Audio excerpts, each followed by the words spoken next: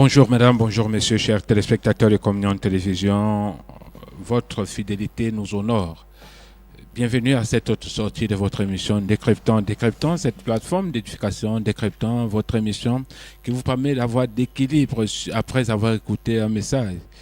Et surtout, ceci des particuliers, regardez les messages à Communion Télévision, revenez-nous avec le questionnaire. Certainement, à la lumière de Sainte Écriture, notre personne ressource, l'apôtre Étienne Comguet, va vous apporter des éclaircies concernant vos préoccupations. Apôtre, bonjour. Bonjour Simon, bonjour chers téléspectateurs, que la grâce surabonde sur vous. C'est un plaisir de vous savoir nombreux à écouter la voix du Saint-Esprit. C'est trop osé, mais c'est dire la voix du Saint-Esprit, bien sûr, au travers de nos humbles personnes. Que le Seigneur vous bénisse. Voilà, apôtre, c'est un nouveau jour qui s'est levé. Et nous voyons que le mois de février est en train d'aller. Nous avons atteint nous avons amorcé la deuxième quinzaine de ce mois. On se rend compte que les choses sont en train d'évoluer depuis le début de l'année. Bien sûr, les choses évoluent. Et la pluie est venue un peu plus tôt que d'habitude. Bon, voilà. C'est ce que les gens disent, mais à un moment donné, vous vous êtes rendu compte que, en fait, il a fait très chaud, non, apôtre? Bien sûr, il a fait très chaud. Bon, les gens voulaient la pluie, parce que, bon, très souvent, nous avons l'habitude d'avoir des pluies de temps en temps. Mais cette fois-ci, il n'y a pas eu de pluie, il y avait beaucoup de poussière. Alors, elle est venue subitement, beaucoup plus tôt que par le passé. Elle est tombée quelques fois, comme d'habitude, pour arroser la poussière. Elle est venue subitement et elle est perdue. Donc, bon, c'est une bonne chose, la pluie qui tombe. C'est une bonne chose, la pluie qui tombe. La pluie qui tombe. Et ce qui est curieux, c'est que tout de suite, ces pluies apportent les inondations. On se pose la question de savoir quand est-ce qu'il a plu pour que les inondations arrivent. Apôtre, on ne sait pas trop bien comment. Bon, ça dépend de l'intensité de ces pluies. Elle est venue tellement intense. Oui. Donc, je crois qu'il y a un changement climatique. Donc, on nous dit qu'il y a beaucoup de problèmes. Bon.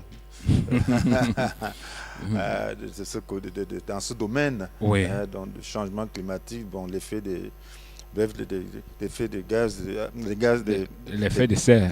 L'effet de serre, donc, les gaz, les émanations de gaz à effet de serre. Voilà. Donc, voilà, autant de choses. Voilà, apôtre, ce matin, nous allons une fois de plus nous attarder sur la communion personnelle, comment le développer, la communion personnelle. Maintenant, j'entre tout de suite avec la première question de savoir, de quelle communion faites-vous allusion ici, apôtre? Il s'agit de la communion avec Dieu, la communion personnelle avec Dieu. Oui, donc l'intimité qu'on peut avoir avec Dieu. Donc c'est de ça qu'il est question. Oui, voilà, c'est ça qu'il est question, l'intimité avec Dieu. L'intimité avec Dieu, par qui passe ce développement? Est-ce que c'est par personne interposée ou bien c'est de façon personnelle? Bon, voilà, donc si on parle du développement de la communion avec Dieu, bon, il y a des facteurs. Donc il faut prendre connaissance. Donc ça veut dire qu'il faut déjà écouter. Donc ça peut passer par une prédication lorsqu'on prêche. Ça peut passer par une lecture. Ça peut passer par une méditation personnelle. Mais ce qui est important, c'est que c'est à l'individu de décider de développer sa communion. Donc en réalité, en dernier ressort, c'est l'individu qui développe sa communion avec Dieu. Oui, c'est l'individu qui développe sa communion avec Dieu, mais cela passe forcément par un point. Bien, par la parole, de toutes les façons. Parce que Dieu, c'est la parole. Donc, alors, nous ne voyons pas Dieu. Donc, Dieu, bon, on imagine Dieu, mais c'est à travers sa parole que nous avons la révélation de qui est Dieu. Est-ce que la parole est le seul moyen par excellence pour permettre à l'individu de développer sa communion parfaite personnel avec Dieu? Voilà, déjà il faut qu'on comprenne la définition de la communion. Ok, voilà. Peut-être il faudra vous y attarder afin que nos téléspectateurs, ceux-là qui nous regardent, soient davantage éclairés. Parce qu'on parle de la communion sans savoir de quoi il est question. Bon, on peut ne pas comprendre, on peut ne pas se comprendre. Oui, surtout ne même pas comprendre la profondeur de ce que vous êtes en train d'enseigner. Voilà, c'est ça. Ok. Donc voilà, le dictionnaire en ligne dit que la communion, c'est le partage des mêmes idées, donc des mêmes sentiments. Donc Larousse dit que c'est le parfait accord d'idées, de sentiments. Donc mais le mot koinonia qu'on utilise dans le Nouveau Testament pour définir la communion veut dire un avec. Donc avoir communion avec Dieu, c'est être un avec Dieu. donc de pensée, de sentiment. Donc, comment pouvons-nous donc connaître les pensées de Dieu? Comment pouvons-nous connaître ces sentiments? C'est simplement à travers la parole de Dieu. Il se révèle à nous à travers ses paroles. Donc, dans la Bible, il nous révèle ses sentiments, il nous révèle ses pensées. Oui. Donc, nous devons donc nous ajuster à ses pensées, nous devons épouser ses pensées, épouser ses sentiments, pour dire que nous sommes en communion avec lui. Donc, c'est à nous. Voilà pourquoi c'est à nous que revient donc le développement de notre communion. Oui. Parce que c'est à nous d'abandonner nos propres pensées, d'abandonner nos propres sentiments, donc pour épouser les pensées de Dieu, pour épouser les sentiments de Dieu. Voilà pourquoi donc ça revient à nous donc, de développer dans notre communion. Et puis la rencontre, c'est au niveau des pensées, au niveau des sentiments, donc qui se révèlent dans les Saintes Écritures. D'accord. Voilà, qui se révèle dans les Saintes Écritures. Mais est-ce qu'un homme peut le définir d'une manière personnelle? C'est-à-dire que je définis ma ligne de conduite sans trop passer par quelqu'un afin de développer ma communion personnelle avec Dieu. Voilà, donc la Bible dit que par le passé, Dieu a laissé les gens le chercher à tâtons. Oui. Mais en ce jour, il a envoyé Jésus-Christ, donc, qui nous montre le chemin.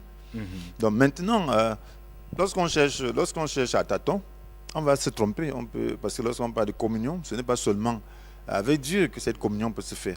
Donc ce que nous acceptons comme valeur, ce que nous acceptons comme enseignement, c'est ça qui établit la communion. Oui. Maintenant, si nous n'avons pas les enseignements qui viennent de Dieu, ou si on met Dieu devant, mais en réalité on développe d'autres enseignements, ces enseignements vont vous mettre en rapport avec l'esprit malin qui est derrière ces enseignements. Oui. Voilà pourquoi la parole de Dieu, c'est la garantie, et Jésus-Christ, c'est la garantie.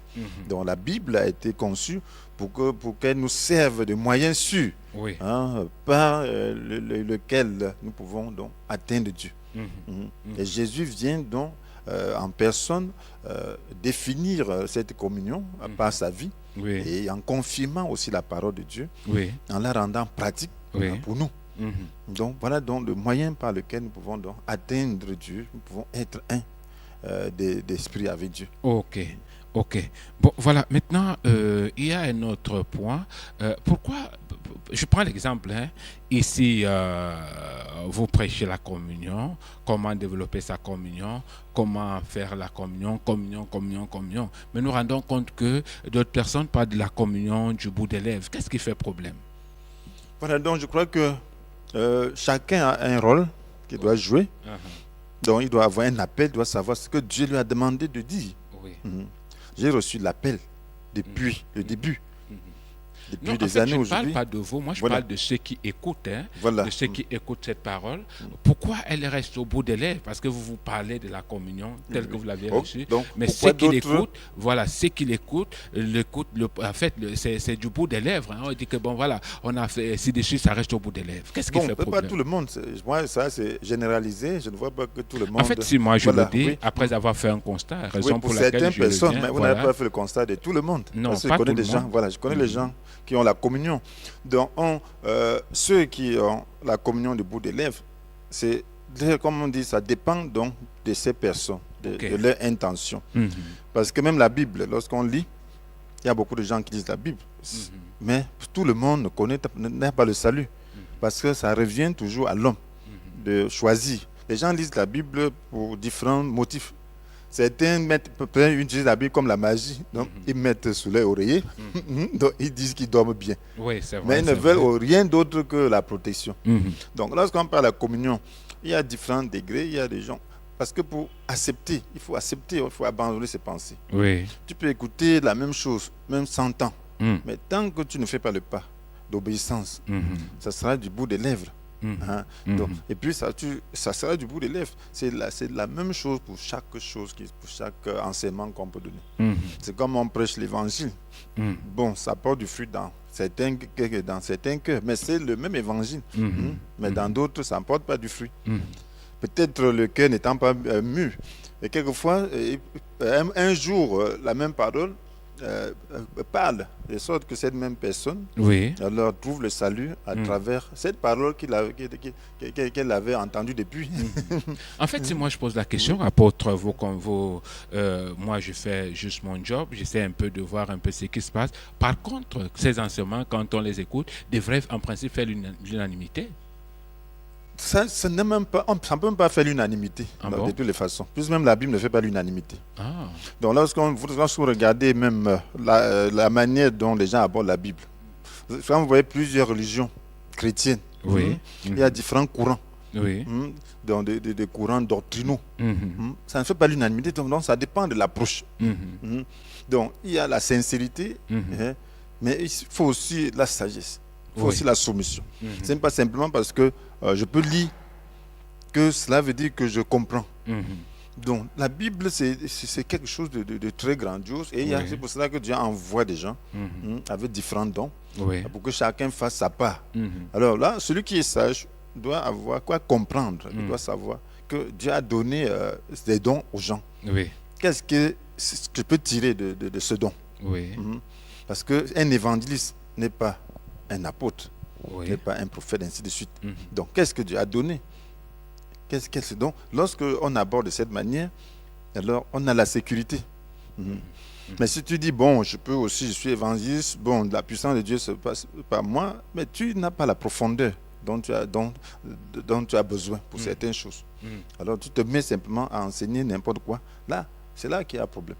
Et c'est la même chose, parce que tu n'auras pas le temps d'entrer dans ces profondeurs. Oui, mais en réalité, apôtre, le problème que nous nous cernons de temps en temps, quand on essaie un peu de faire nos statistiques, on se rend compte que le véritable problème n'est pas chez vous les enseignants, parce que vous les enseignants, dans la majeure partie des cas, vous faites votre travail comme il se doit. Maintenant, ceux qui écoutent, en fait, s'il est parlé de l'unanimité, parce qu'en réalité, il y a certaines choses qu'on ne peut pas dissocier. La vérité, c'est ce qui est vrai, n'est-ce pas, apôtre? Bien sûr, vous voyez, bon, quand on dit l'unanimité, c'est pour ceux qui sont sincères, pour ceux qui ont accepté le courant. Parce qu'il y a différents courants aujourd'hui. Vous voyez, bref, je ne citerai pas la religion. Il y a plusieurs religions qui se réclament chrétiennes et qui utilisent la même Bible, mais qui ont des voix divergentes. Donc ça ne fera jamais l'unanimité. Ça fait l'unanimité pour ceux qui sont sauvés. Donc il y a un minimum pour le salut. Donc l'unanimité, c'est par rapport au minimum. Donc on doit accepter la base du salut. Donc tout chrétien né de nouveau est unanime sur la base du salut. Donc il y a l'unanimité sur la base du salut. Maintenant il y a d'autres choses sur lesquelles on peut ne pas être unanime. Mais si tu es né de nouveau, tu dois reconnaître que pour Dieu est saint. Et que le mal, c'est le mal. Pour ça, tout chrétien né de nouveau est unanime dessus. D'accord. Mais tout quant aux autres choses, la forme, l'organisation, d'autres choses, forme de baptême, tout ça, on peut ne pas être unanime dessus. Mais ce n'est pas grave. D'accord. Maintenant, quel est le véritable fondement de la communion? Voilà. Le fondement de la communion, c'est la parole de Dieu. Et il y a une parole, si on lit dans 1 Jean, chapitre 1, nous allons nous rendre compte que l'apôtre Jean nous parle de la communion d'une manière très précise. Il nous dit que Dieu est lumière. Dans 1 Jean chapitre 1, verset 5, il dit que Dieu est lumière et il n'y a aucune trace de ténèbres en lui. Dieu est lumière. Donc il dit maintenant, si nous prétendons être en communion avec lui, tout en vivant dans les ténèbres, nous sommes des menteurs et nous n'agissons pas comme la vérité l'exige de nous. Donc il parle de communion, donc il utilise bien le mot communion. Donc si nous prétendons être en communion avec lui, tout en vivant dans la lumière, alors nous sommes des menteurs et nous n'agissons pas comme la vérité l'exige de nous. Donc la base de la communion, c'est ce passage. Donc nous devons savoir que Dieu est saint, qu'il est lumière, et que si nous sommes en communion avec lui, nous partageons donc cette lumière, nous partageons sa sainteté. Donc nous devons être d'accord. Donc ça c'est les pensées de Dieu, les voix de Dieu. Donc la nature de Dieu. Donc nous devons être d'accord avec cette pensée. C'est Dieu qui envoie cette pensée. C'est lui qui envoie Jésus pour nous faire comprendre. Il dit que ce que nous avons entendu de Jésus-Christ. Donc ils ont entendu de vive voix de la part de Jésus. Donc la communion avec Dieu nous met dans la lumière. Donc voilà la base de la communion. Donc la sainteté, partager la sainteté de Dieu. parce qu'il n'y a aucune trace de ténèbres en lui. Donc si nous disons que nous sommes en communion avec lui, cela suppose que nous partageons sa sainteté. Nous sommes accordés sur le fait que Dieu est saint, qu'il est lumière, et nous partageons donc cette idée-là, et nous acceptons donc d'être saints comme lui il est saint. D'accord, ok. Maintenant, apôtre, parlant de la lumière, puisque vous évoquez là la lumière, parlant de la lumière, est-ce que les ténèbres peuvent engloutir la lumière? Pas du tout. La lumière chasse toujours les ténèbres. Vous voyez, lorsque à la création, la Bible dit que le monde était dans l'obscurité totale. Oui. La lumière n'existait pas. Mais dès que le Seigneur a créé la lumière, que la lumière soit, la lumière fut, les ténèbres se sont éclipsées. Oui. Donc, maintenant, Dieu a séparé les ténèbres de la lumière. Là où se trouve la lumière, les ténèbres s'en vont. Donc, les deux ne cohabitent pas. Vous voyez, lorsqu'il y a l'obscurité, vous rentrez chez vous. Peut-être tard. Dès que vous allumez, tout est éclairé. Oui. Un endroit sombre, vous allumez votre torche, les ténèbres s'en vont. Lorsque vous êtes en voiture, il y a les ténèbres devant, mais dès que les phares viennent là, les ténèbres sont chassées et on voit. Donc c'est ça, la lumière chasse toujours les ténèbres. Et ça dépend de l'intensité. Alors on dit que Dieu, on mesure cette intensité par rapport au soleil qui brille dans tout son éclat. Donc quand le soleil brille dans tout son éclat, rien ne se cache. Donc c'est un peu ça. Donc Dieu est lumière, c'est cette lumière-là qui ne laisse aucune trace de ténèbres. Oui. Mais apôtre, juste une question de curiosité. Est-ce qu'il est possible qu'un homme des ténèbres puisse conseiller son entourage à aimer la lumière? Bien sûr, c'est possible. Ah bon? Oui, il y a quelqu'un des ténèbres qui peut. Je me souviens, il y a une femme qui m'avait dit, j'ai appris qu'elle avait cru à travers un homme des ténèbres. Donc, cet homme, elle est allée rendre, elle était païenne, elle fréquentait les praticiens, bref, les marabouts, les marabouts, dont les féticheurs, voilà, plus précisément. Donc, et puis elle est arrivée, et puis cet homme a dit non, ton problème, je ne peux pas le résoudre. Il n'y a que Dieu pour résoudre ton problème. Va lire la Bible. Ton problème sera résolu. Alors elle a lu la Bible et son problème a été résolu. C'est comme ça qu'elle a connu Dieu. Donc, voyez, Dieu ce n'est pas comme un humain. Alors les hommes sont libres. Et tant que l'homme vit, alors il y a toujours de l'espoir. Donc, tout homme peut être utilisé pour indiquer le chemin. Pour indiquer le chemin aux gens. Même s'ils ne le suivent pas. Par exemple, quelqu'un peut dire, quelqu'un peut conseiller un autre, même une bonne église, sans même fréquenter. Il dit, à ma connaissance, quand je vois les gens de cette église, ils sont bien. Assez sérieux. Ils sont sérieux. Si tu veux les choses de l'église, va là-bas. Mais il ne suit pas. En fait, lui-même, il n'est pas là, mais il te conseille d'aller là-bas. Et donc, à son analyse. Il écoute ce que les gens disent, il écoute ce que les gens prêchent. Il se dit, si je voulais faire l'église, j'irais plutôt là-bas. Il peut conseiller quelqu'un à cela. Si lui-même ne le fait même pas, il peut conseiller. Donc, c'est dit qu'on peut conseiller les voies de Dieu. Je connais une sœur, son mari lui a donné un livre. Lui-même ne croit pas. Et parmi nos livres, c'est un livre. Je ne sais pas comment il a eu ce livre. Donc, il est hors de la ville, lui a donné le livre, un livre. Toi qui aimes les choses de Dieu, là, prends ça, tu lis.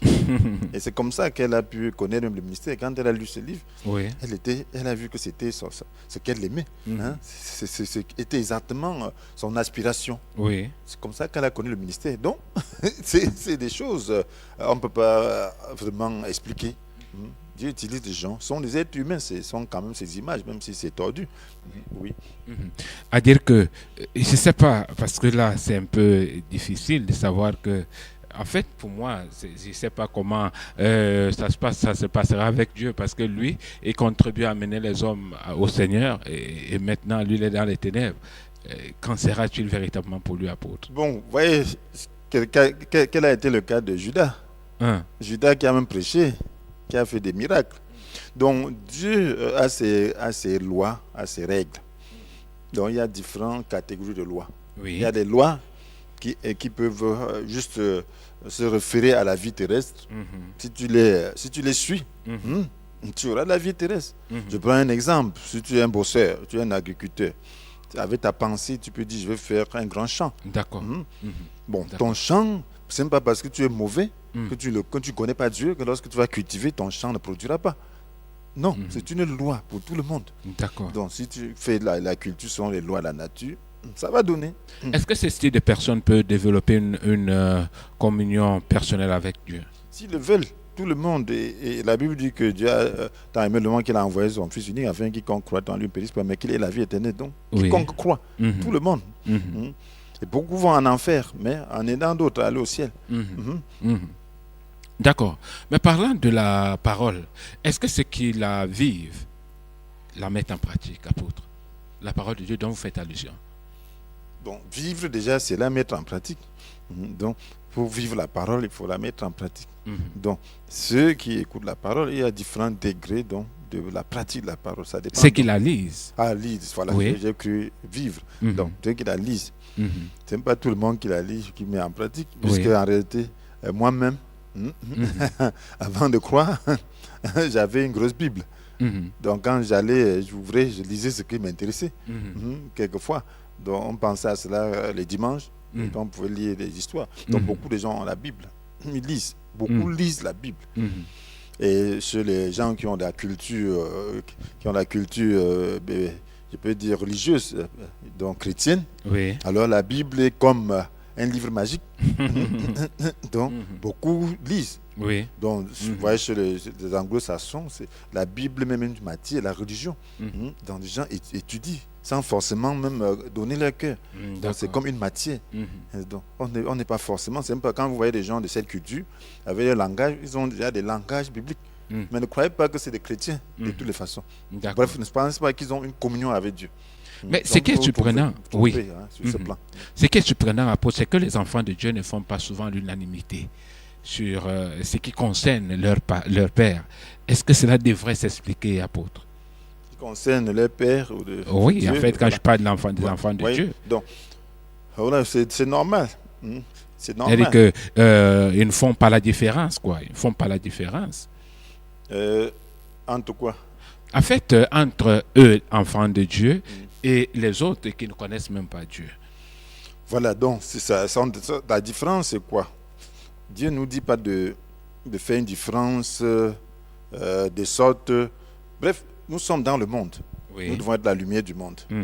Donc un enfant de Dieu, la différence, c'est au niveau de la communion. Et lorsqu'on parle de communion, c'est partage d'idées.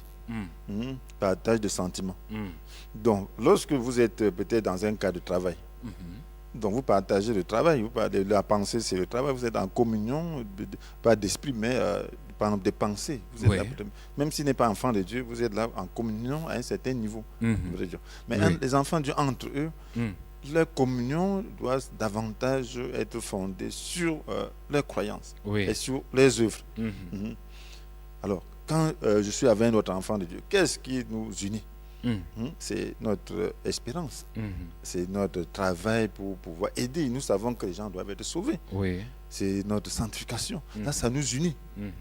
Mais quand je suis avec un païen, là, sur quelle base je m'accorde? Si le païen veut le salut, là, je m'accorde sur ce point pour partager la parole avec lui, pour parvenir au salut. Maintenant, si c'est professionnel, donc, on s'entend sur cette base. Mais Dieu demande de porter secours à tout le monde qui est dans le besoin, dans les limites de ce qu'on peut avoir. Donc, voilà autant de choses. Hein. Donc, voilà comment un enfant de Dieu doit vivre.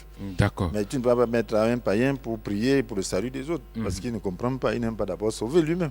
Il ne comprend pas, vous ne serez pas en accord de toutes les façons. Oui. De toute façon, pendant que nous allons évoluer, je vais poser quelques questions qui pourront, en fait, vous en tant qu'apôtre, pourriez-vous nous donner beaucoup d'éclaircies là-dessus, parce que, en fait, on ne peut pas prononcer les païens parce qu'ils ne connaissent pas Dieu.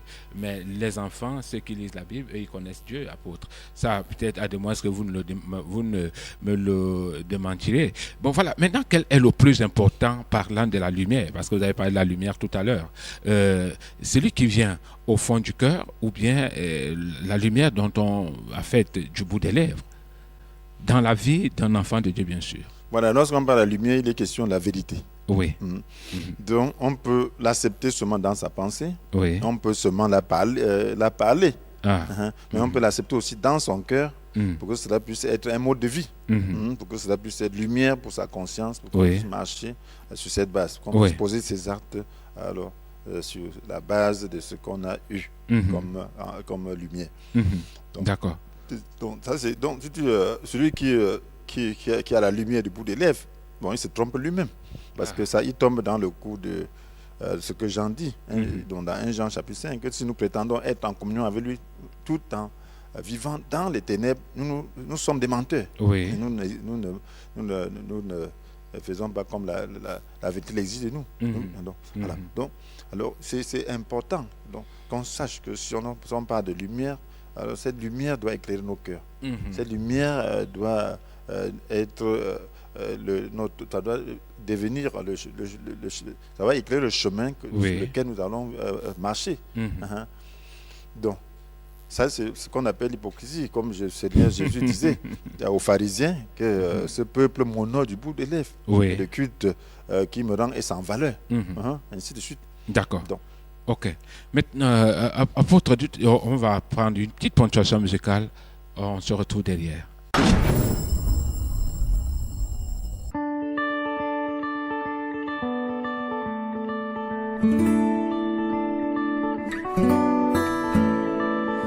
Quand le vol de la tempête vient assombrir ton ciel bleu, au lieu de baisser la tête, compte les bienfaits de Dieu.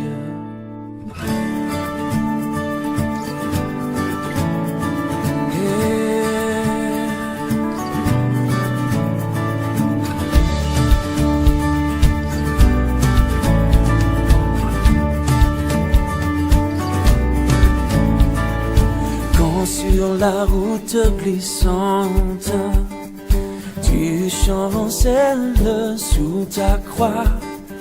Pense à cette main puissante qui t'a béni tant de fois. Compte les bienfaits de Dieu, mets-les tous devant tes yeux, et tu verras en adorant combien le nom en est grand.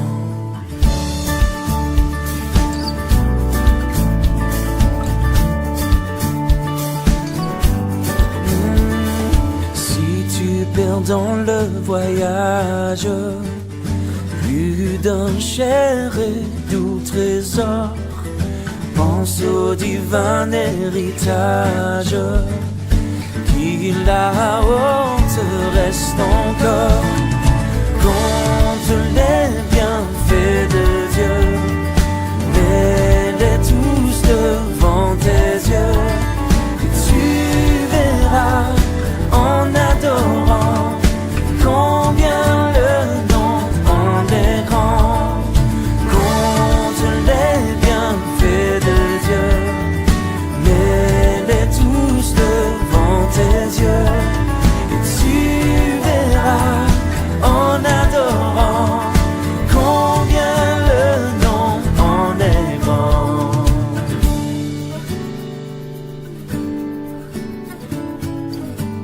Yeah.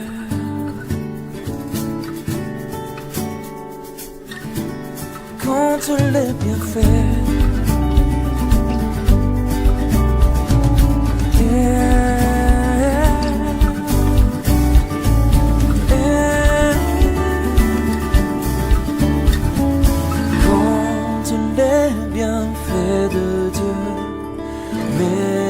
Tous devant tes yeux, et tu verras en adorant combien le nom en est grand.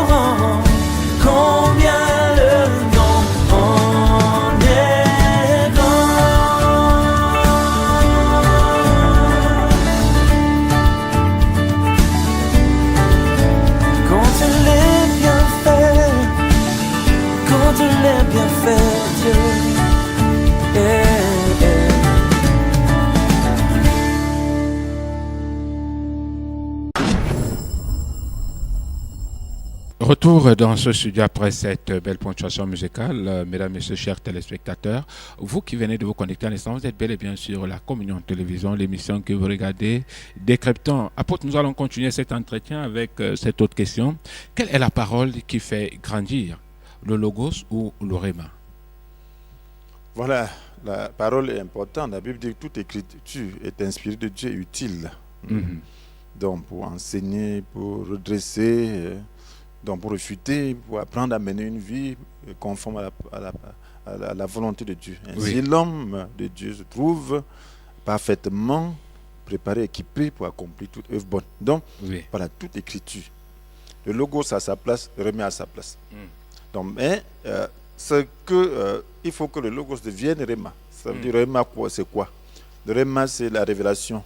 Ça veut dire qu'il faut que cette parole devienne lumière en nous. Donc, il y a la connaissance générale, la parole de Dieu. Donc, maintenant, il y a cette connaissance particulière, ça veut dire qu'il s'adresse à nous. Ça veut dire la parole qui quitte le niveau de la pensée au niveau du cœur. Là, on dit qu'il y a révélation, il y a la lumière à l'intérieur.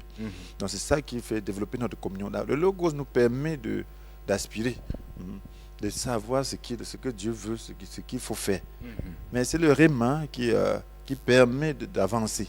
Donc, c'est elle qui devient pratique en nous, qui devient lumière en nous. Donc, pour développer la communion, nous avons dit qu'il faut avoir les valeurs de Dieu. Et là, ça ne peut être que le réma. Cette valeur, c'est qu'on accepte dans son cœur. Et pour qu'on atteigne le cœur, donc il faut qu'il y ait lumière. Donc, il faut qu'on désire de tout son cœur, il faut qu'on médite. Qu'on médite dans la prière et qu'on accepte de tout son cœur. Et là, ça devient révélation en nous.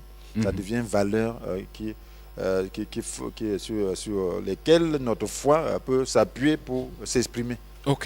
Maintenant, pourquoi certains s'arrêtent seulement sur une parole? Soit c'est le réma, il dit non, j'ai reçu le réma, point barre. L'autre dit non, point barre. Pourquoi à ce niveau-là? Est-ce qu'un enfant, en fait, est-ce que celui qui écoute la parole de Dieu, qui lit la parole de Dieu, peut prendre des résolutions pareilles? Bon, ça dépend des intentions. Ça dépend même de ce qu'on veut avec Dieu. Bon, vous voyez, les gens, lorsqu'on vient à Dieu, il y a différents niveaux de degrés de communion. Donc, certains veulent s'identifier entièrement à Dieu, à Jésus. D'autres veulent simplement le minimum pour le salut. Ils disent que bon, je veux aller au ciel, c'est tout. Mais bon, quelles sont les conditions qu'il faut remplir pour aller au ciel? C'est tout ce que je veux. Le reste, là, ne me regarde pas. Donc, je mène ma vie comme je veux. Bon, si tu vis ainsi, bon, si tu as une parole, tu ne vas pas te demander est-ce que c'est conforme à la pensée de Dieu? Est-ce qu'il y a d'autres choses qu'il faut que je fasse? Donc, tu dois dire que ça va, ça te suffit, ça règle ton problème. Tu as ton problème réglé, tu ne veux plus rien. Mais celui-là qui aspire à s'identifier entièrement au Seigneur, ça ne suffit pas. Il a besoin davantage. Il a besoin de comprendre tout le contour. Il a besoin de savoir ce que Dieu pense de sa vie et de tous les autres aspects de sa vie. Donc, il a cette soif d'atteindre l'excellence. Mais un autre, bon, peut-être il avait des problèmes conjoncturels. Dès qu'il y a une parole qui répond à son besoin, ça suffit. Il dit non, j'ai le réma, ça suffit. Bon, là, on ne peut pas faire autrement. Tu ne vas pas le forcer à s'identifier à Christ. Qu'est-ce qui est donc le plus important pour celui qui veut grandir? Celui qui veut grandir, il faut définir là où tu veux arriver. Celui qui veut aller, qui veut faire la volonté de Dieu entièrement, doit se disposer donc, entre les mains de Dieu. La Bible nous dit, à cause de cette immense bonté de Dieu, vous invite donc, frère, à offrir votre corps comme un sacrifice vivant, saint, qui plaise à Dieu. Ce sera de votre part un culte spirituel. Donc, il faut s'offrir. Dire, Seigneur, quelle est ta volonté? Donc, et chercher à connaître effectivement sa volonté sur tous les points, tous les domaines. Qu'est-ce que Dieu pense? Donc, ma vie. Alors, est-ce que j'ai été créé pour une mission? Quelle est la mission que Dieu veut que j'accomplisse dans cette vie? Alors, à travers la parole, si on est disposé ainsi, Dieu va enseigner. Lorsqu'on va lire, ça va s'éclairer. Parce que Dieu ne parle pas à un cœur fermé. Donc, la Bible dit que nous le chercherons, vous le chercherez, vous le trouverez lorsque vous chercherez tout votre cœur. Tout votre cœur est toujours là-dedans. Donc c'est quand on le cherche de tout son cœur qu'on le trouve. Mm. Donc si on veut grandir, on doit désirer donc connaître la parole de Dieu, avoir la D'accord. pensée de Dieu sur différents points de sa vie. D'accord. Maintenant, apôtre, vous faites allusion au légalisme. Qu'est-ce que le légalisme? D'une manière pratique. Voilà, d'une manière pratique, le légalisme, c'est le désir de mettre la loi en pratique dans tous ses détails. Donc on a ce désir de mettre la loi de Dieu en pratique dans tous ses détails. D'accord. Donc de faire de toute la Bible qu'on lit une loi qui doit régir toute sa vie. Voilà. Voilà donc, et puis là, le danger, c'est qu'on ne fait pas la différence entre l'essentiel et le non essentiel. Le non essentiel. D'accord. Parce que lorsque vous ne faites pas la différence entre l'essentiel et le non essentiel, alors vous avez déjà tout faux. Tout faux. Parce que finalement, vous ne serez même pas en mesure de mettre cette loi en pratique. Oui. En fait, tel que vous expliquez l'apôtre, cela me pousse à vous poser la question de savoir, parce qu'on constate qu'il y a d'autres légalistes qui font semblant de ne rien et qu'on est en fait de faire semblant comme si en fait cela ne les concerne pas. Pourtant, quand on les regarde de très près, on a comme impression, en fait, les traits des légalistes se définissent en eux. Oui, donc vous voyez, le légalisme conduit à l'hypocrisie. Oui. Donc on peut prendre, sans prendre même l'exemple contemporain, donc pour être plus libre. Donc on prend l'exemple des pharisiens. Oui. Donc les pharisiens, c'était des gens, c'était le groupe le plus rigide. Donc parce que à cause des infidélités que le peuple d'Israël a connues, donc c'était un groupe qui s'était donné pour but d'accepter toute la loi de Dieu. Donc ils étaient plus proches de la vérité que les Sadducéens, qui n'acceptaient même pas toute la Bible. Ils n'avaient que le Pentateuque, ils n'acceptaient que le Pentateuque, les Sadducéens. Donc, mais les pharisiens acceptaient toute la Bible. Ils croyaient aux anges, ils croyaient à tout. Donc c'était des gens sur le plan doctrinal calés, qu'on peut dire. Mais regardez ce que le Seigneur leur dit. Donc, alors le Seigneur leur a parlé avec la plus grande virulence. Il dit: malheur à vous, malheur à vous, pharisiens hypocrites. Il dit: vous lavez l'extérieur de la coupe, et l'intérieur vous remplissez de rapines, ainsi de suite. Donc le légalisme, c'est un esprit. Il y a un esprit, donc c'est de séduction. Donc il fait des choses pour montrer aux gens, pour faire croire qu'on est plus sérieux. Mais en réalité, on devient moins sérieux. On s'occupe davantage des autres que de soi-même. Donc finalement, on ne s'occupe pas de sa relation personnelle. On s'occupe davantage, on s'érige en juge. D'accord. Donc on devient orgueilleux au point où on juge les autres. Et ce n'est pas sur l'essentiel. C'est pour ça que tout est mélangé. Donc on ne distingue pas les paroles de vie et les paroles qui sont secondaires et qui peuvent correspondre à un contexte et qui peuvent ne pas correspondre à un appel particulier. D'accord. Mais on se rend compte qu'il y a même d'autres, bien que les actes parlent, ils sont inconscients. Bien sûr, est-ce que quelqu'un qui est démoniaque reconnaît qu'il est démoniaque? Parce que c'est un aveuglement. La Bible dit que lorsque tu vois déjà la paille dans l'œuvre de ton frère, alors il y a la poutre. Ça qui t'empêche de voir. Maintenant, quand tu te mets à voir plutôt le mal dans l'autre, ça veut dire que tu n'as pas le temps de voir la poutre. C'est un esprit. Parce que l'apôtre Paul en parle. Il dit: vous êtes morts avec le Christ à tous ces principes élémentaires qui régissent la vie dans ce monde. Pourquoi alors, comme si votre vie appartenait encore à ce monde, vous laissez-vous imposer des règles du genre: ne prends pas ceci, ne mange pas de cela, ne touche pas à cela? Toutes ces choses ne sont-elles pas destinées à périr après qu'on en a fait usage? Voilà bien des commandements et des enseignements purement humains. Certes, les prescriptions de ce genre paraissent empreintes d'une grande sagesse, car elles demandent une dévotion rigoureuse, des gestes d'humiliation et l'assujettissement du corps à une sévère discipline. En fait, elles n'ont aucune valeur sinon pour satisfaire des aspirations toutes humaines. Donc il y a des choses, les légalistes, parce qu'ils ont déjà accepté un truc. Maintenant, il y a leur orgueil, ils veulent le satisfaire. Quand tu ne fais pas comme eux, ils ne savent pas, c'est leur orgueil, c'est un esprit qui agit. Ils se deviennent intolérants. Parce que lorsqu'on accepte des valeurs qui ne sont pas essentielles, on devient intolérant.